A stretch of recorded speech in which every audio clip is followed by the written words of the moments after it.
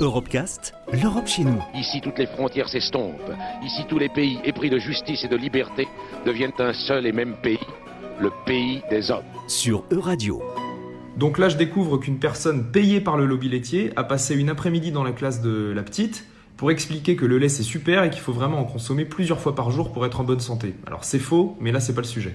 Comment cette personne a réussi à rentrer dans une école publique ? Quand j'explique à la directrice ce qu'est le CNIEL, elle connaît pas, donc elle tombe un peu de sa chaise. C'est normal qu'elle connaisse pas, la plupart des gens savent pas ce que c'est le CNIEL, savent pas que c'est un lobby de l'industrie du lait qui est là pour améliorer l'image du lait et en vendre toujours plus.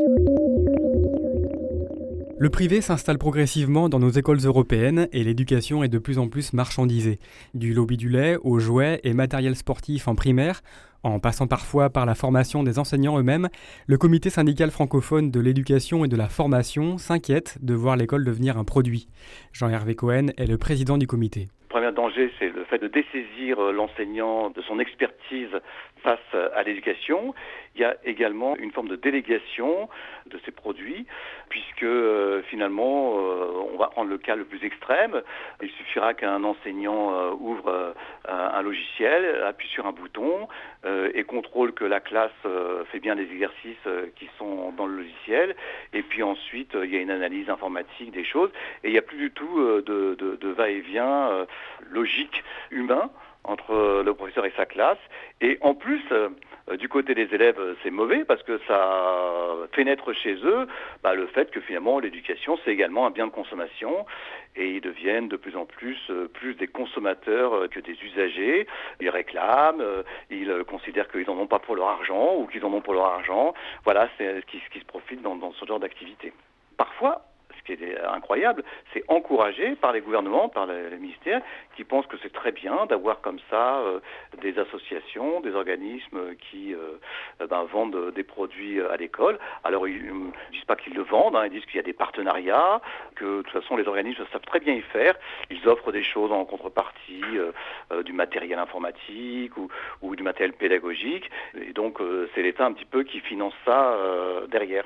Outre la marchandisation de l'école, un autre fléau gangrène l'éducation européenne, la privatisation de l'enseignement.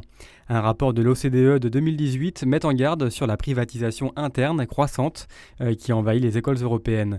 La Grèce, la Hongrie, l'Irlande, l'Italie ou encore le Luxembourg par exemple, n'investissent en moyenne que 3 à 4% de leur PIB dans l'éducation, ce qui laisse un boulevard à des sociétés peu soucieuses du bien-être des enfants et des enseignants. Les enseignants ont moins de droits, les personnes ont moins de droits, c'est-à-dire qu'ils sont sous contrat privé et s'ils protestent sur leurs conditions de travail ou sur leurs conditions d'enseignement, on a vite fait de les mettre dehors. Ils sont en général moins bien formés, ils ne bénéficient pas des plans de formation quand il y en a.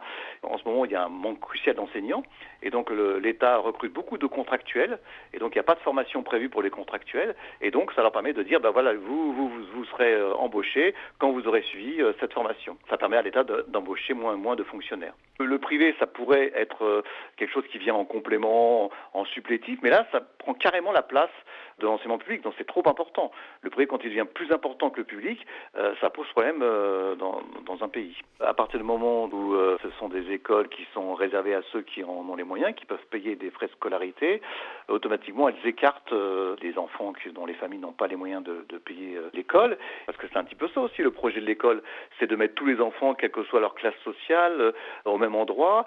C'est pour être instruits, pour être éduqués, mais aussi pour être sociabilisés, pour respecter leurs prochains, pour accueillir également des enfants en difficulté, handicapés. Ça, c'est un projet qui ne peut être que de l'école publique. Donc, on a vraiment deux projets différents. Retrouvez l'intégralité des Europecast sur euradio.fr.